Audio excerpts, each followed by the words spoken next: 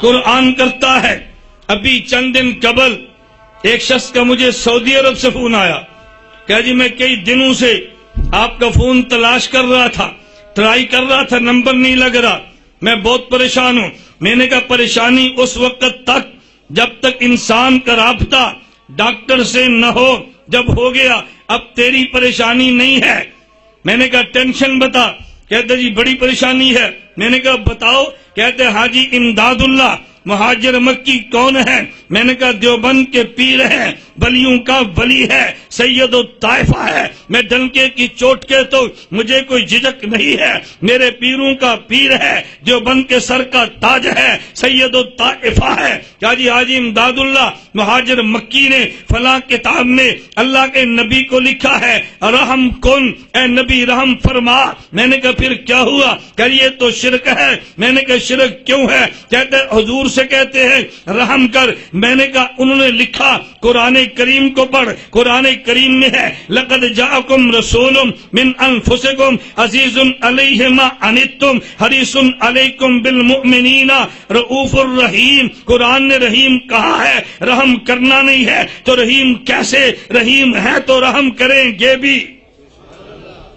او جی وہ تو خدا کرتا ہے۔ میں نے کہا خدا کا اور ہے، نبی کا اور ہے۔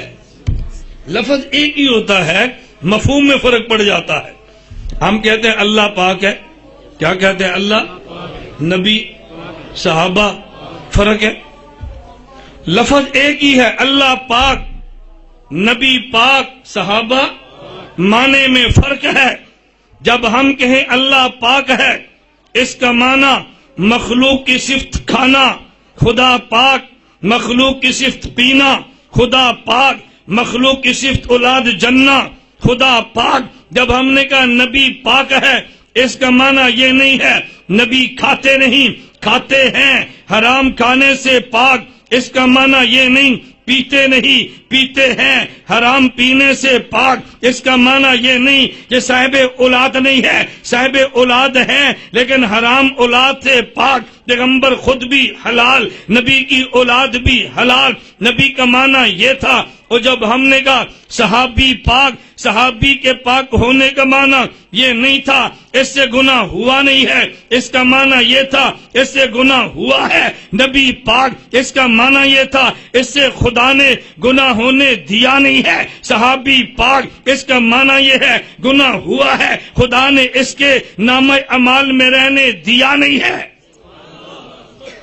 خدا پاک ہے، معنی الگ ہے، نبی پاک ہے، معنی الگ ہے، صحابی پاک ہے، معنی الگ ہے۔ یہی وجہ عربی زبان میں لفظ بدل گئے ہیں۔ اردو میں کہا خدا پاک ہے، عربی میں کہتے ہیں سبحان اللہ، اردو میں کہا نبی پاک ہے، عربی میں کہا معصوم ہے، اردو میں کہا صحابی پاک ہے، عربی میں کہا محفوظ ہے۔ معصوم کا معنی بھی پاک ہے، محفوظ کا معنی بھی پاک ہے، سبحان کا معنی بھی پاک ہے۔ لفظ سبحان خدا کے لیے ہے، معصوم نبی کے لیے ہے، محفوظ صحابی کے لیے ہے۔ لفظ ایک ہی ہوتا ہے، معنی بدل جاتا ہے نا۔ وہ جی من کنت مولا فعلی مولا ہوں، میں نے کہا مانا، لیکن جب ہمیں مولا نہ کہے نا تو مانا اور ہے، علی کو مولا نہ کہے نا تو مانا اور ہے، نبی کو مولا نہ کہے نا تو مانا اور ہے، خدا کو مولا نہ کہے تو مانا اور ہے۔ لفظ ایک ہوتا ہے، معنی بدلتے ہیں۔ لفظ ایک ہی ہوتا ہے، نسبتیں بدلتی ہے، معنی بدلتا ہے۔ مجھے بتاؤ، میں آپ سے کہوں یار مجھے 10 دن ہو گئے میں گھر سے باہر ہوں، مجھے اپنی بیٹی بہت یاد آ رہی ہے، آپ میں سے بعضوں کی آنکھوں سے آنسو گر جائیں گے کہ دیکھو کتنی بڑی قربانی ہے، چھوٹی سی بچی ہے، مولانا صاحب باہر پھر رہے ہیں، ایسے ہوگا یا نہیں؟ میں کہتا 10 دن گزر گئے میں نے اپنی ماں کو دیکھا نہیں ہے، مجھے ماں بڑی یاد آ رہی ہے۔ آپ میں سے کئی پریشان ہو جائیں گے، یار دیکھو ماں کے دل کو دیکھنے کو دل کرتا ہے، مولانا صاحب نہیں دیکھے۔ میں کہتا 10 دن گزر گئے مجھے بیوی بہت یاد آ رہی ہے، دیکھو آپ ہنسنا شروع ہو گئے۔ لفظ تو ایک ہی نہیں، یاد آ رہی ہے۔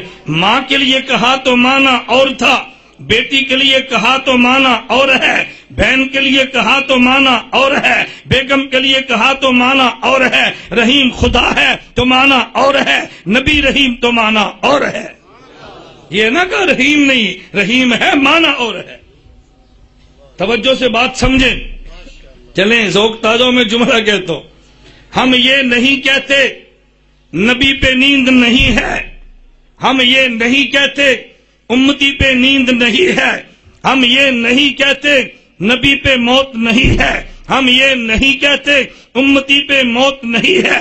نیند نبی پر بھی ہے، نیند امتی پر بھی ہے۔ نبی کی نیند کا معنی جدا ہے، امتی کی نیند کا معنی جدا ہے۔ نبی پہ موت نیند آئے آنکھ سوتی ہے، دل جاگتا ہے۔ امتی پہ نیند آئے آنکھ بھی سوتی ہے، دل بھی سوتا ہے۔ نبی پر موت ہے، امتی پر بھی ہے، لیکن امتی پر موت آئے ظاہر پر بھی ہے، باطن پر بھی ہے۔ نبی پر موت آئے تو ظاہر میں موت ہے، قلب اطہر میں حیات ہے۔